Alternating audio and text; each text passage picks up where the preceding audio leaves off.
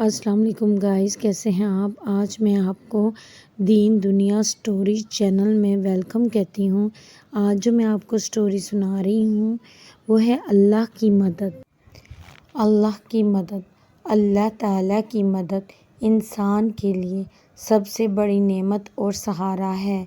جب کوئی شخص مشکل حالات سے گزرتا ہے اور دنیاوی سہارے کمزور پڑ جاتے ہیں تو اللہ کی مدد ہی اسے ہمت اور طاقت عطا کرتی ہے۔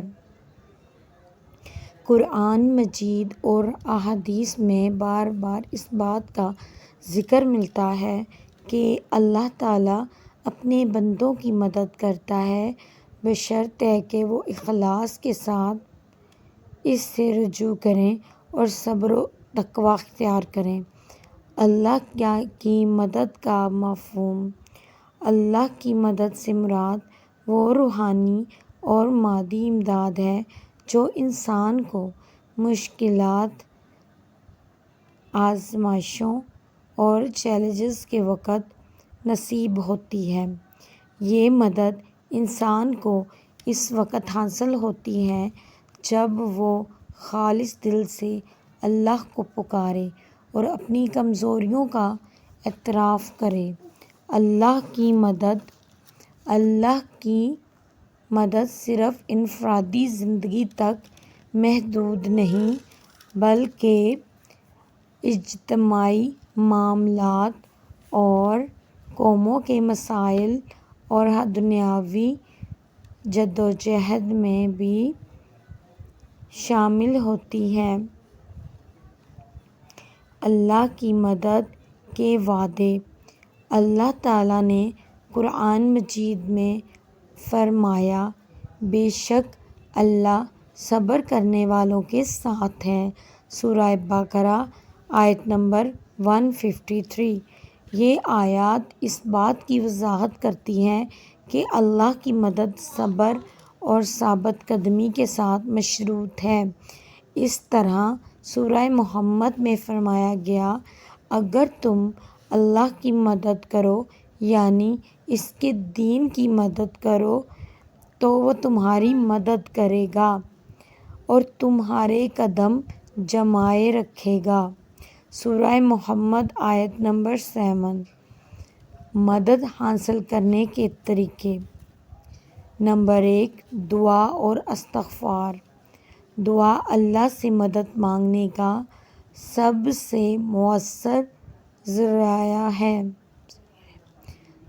جب بندہ عاجزی کے ساتھ دعا کرتا ہے اور اللہ سے اپنے گناہوں کی معافی مانگتا ہے تو اللہ کی رحمت اس پر نازل ہوتی ہے۔ نمبر 2، صبر اور شکر۔ اللہ صبر کرنے والوں کو پسند کرتا ہے۔ آزمائشوں کے وقت شکر گزاری اور صبر کا رویہ اختیار کرنے سے اللہ کی مدد حاصل ہوتی ہے۔ نمبر 3، نماز اور ذکر۔ نماز روحانی طاقت کا اہم ذریعہ ہے۔